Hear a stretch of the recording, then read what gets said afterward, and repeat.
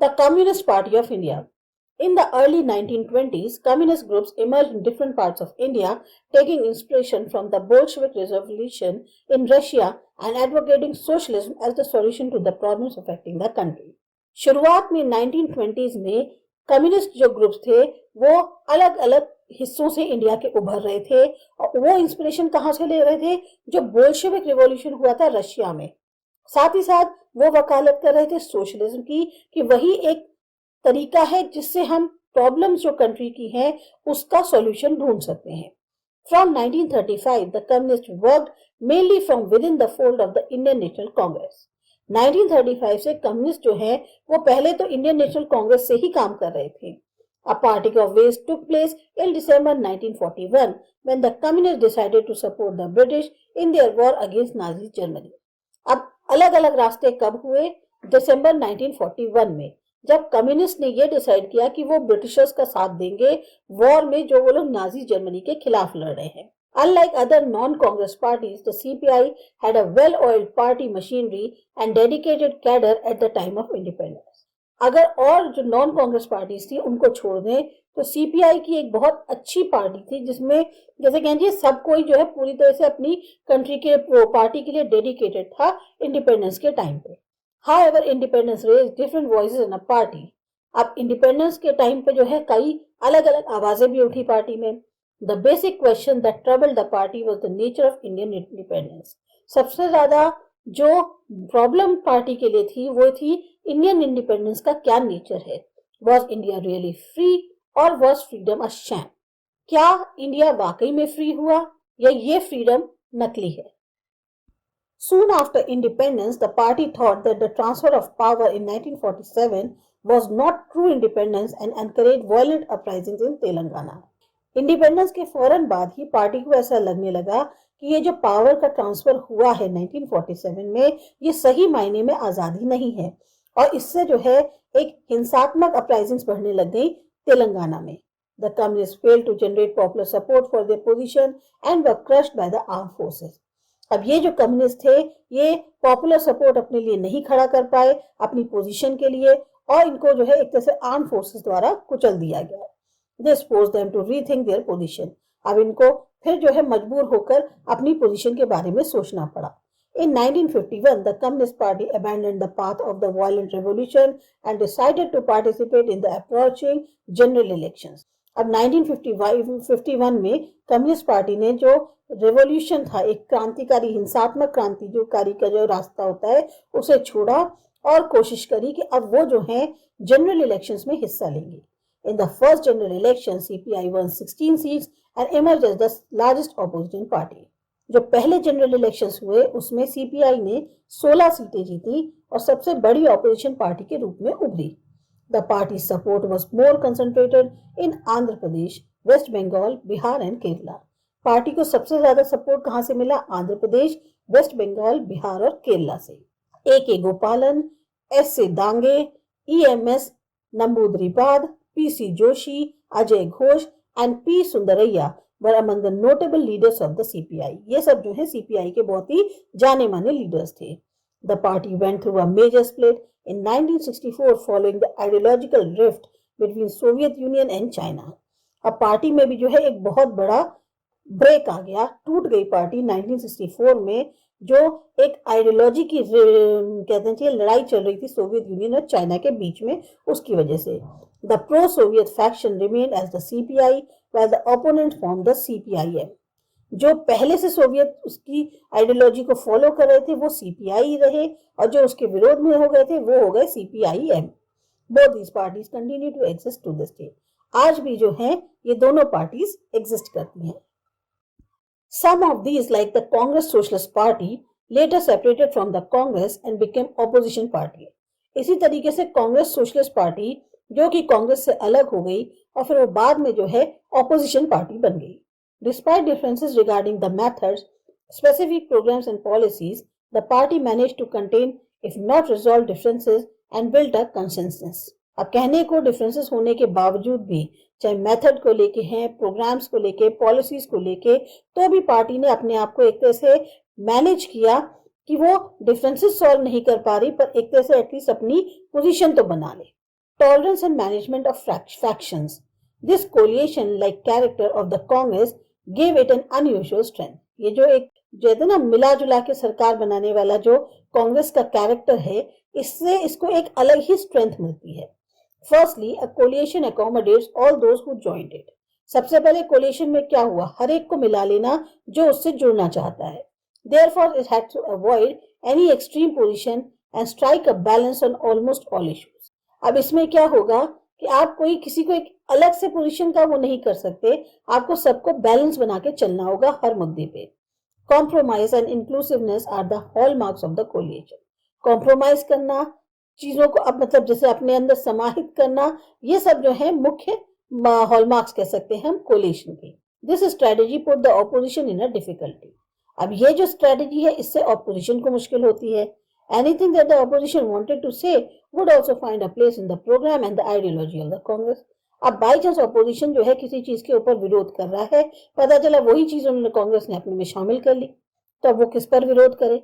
Secondly, in a party that has the nature of a coalition, there is a great tolerance of internal differences and ambitions of various groups and leaders are accommodated. एक party जिसका nature ही collision वाला हो, वहां पर क्या होता है, बहुत बड़ी टॉलरेंस होती है जो एक इंटरनल डिफरेंसेस की होती है, एम्बिशंस की होती है, अलग अलग ग्रुप्स की और लीडर्स की जो उसके अंदर जुड़े हुए हैं. The Congress did both these things during the freedom struggle and continued doing even this after independence. तो कांग्रेस ने ये दोनों ही चीजें करी, फ्रीडम स्ट्रगल के टाइम पे भी और आज भी जारी है जब इंडिपेंडेंस मिल चुका है. That is why even if a group was not happy with the position of the party or with the share of its power, it would remain inside the party and fight the other groups rather than leaving the party and becoming an opposition. शायद यही वजह है कि अगर कोई group जो है वो खुश नहीं है पार्टी में अपनी पोजीशन से या जो उसको पावर में शेयर दिया गया है, तब भी वो पार्टी के अंदर ही रहता है और दूसरे ग्रुप से लड़ता है बजाय पार्टी को छोड़ने के और ऑपोजिशन बनने के. These groups inside the party are called factions. In groups को पार्टी के अंदर factions कहते हैं. The coalition nature of the Congress party tolerated and in fact encouraged various factions. तो ये जो कोएलिशनल नेचर था कांग्रेस पार्टी का, इसने टॉलरेट भी किया और बहुत बढ़ावा भी दिया इस तरह के फैक्शंस को. Some of these factions were based on ideological considerations, but very often these factions were rooted in personal ambitions and rivalries. अब कहने को ये जो फैक्शंस थे ये ज्यादातर आइडियोलॉजिकल विचारधारा को ही लेकर सोचकर ही आए थे, लेकिन कई बार होता था इन फैक्शंस में जो है पर्सनल एम्बिशन और राइवलरीज भी जो है वो भी आ जाती थी, जिसकी वजह से ये लोग जो है उखड़ जाते थे. Instead of being a weakness, internal factionalism become a strength of the Congress. अब कहने को कमजोरी ना करके, इसको कमजोरी ना मान के इंटरनल फैक्शनलिज्म जो है वो कांग्रेस की स्ट्रेंथ बन गई. Since there was a room within a party for various factions to fight with each other, it meant that the leaders representing different interests and ideologies remained within the Congress rather than go out and form a new party. अब कहने का मतलब क्या है कि party के अंदर अंदरूनी कलह तो बनी हुई है, हर ग्रुप जो एक दूसरे ग्रुप से नाराज है, लेकिन तब भी वो जो लीडर्स रिप्रेजेंट कर रहे हैं अलग अलग डिफरेंट इंटरेस्ट को, आइडियोलॉजीज को, वो रहे कांग्रेस के अंदर ही बजाय बाहर जाने के और एक नई पार्टी बनाने के. भारतीय Jansangh. The Bharatiya Janasangh was formed in 1951 with Shyama Prasad Mukherjee as its founder president. अब भारतीय जनसंघ जो है ये इसका गठन हुआ था 1951 में और श्यामा प्रसाद मुखर्जी इसके फाउंडर प्रेसिडेंट थे. Its lineage, however, can be traced back to the राष्ट्रीय स्वयं Sevak Sangh and the Hindu Mahasabha before independence. अब ये जो पार्टी है ये कहाँ से उठी है, पहले राष्ट्रीय स्वयंसेवक संघ और हिंदू महासभा जो थी उससे हम इसको जोड़ के देख सकते हैं. The Jana Sangh was different from other parties in terms of ideology and programmes. Jana Sangh बिल्कुल ही अलग था आइडियोलॉजी के मामले में, प्रोग्राम्स के मामले में और जो पार्टीज हैं उनके से कंपेयर करने पर.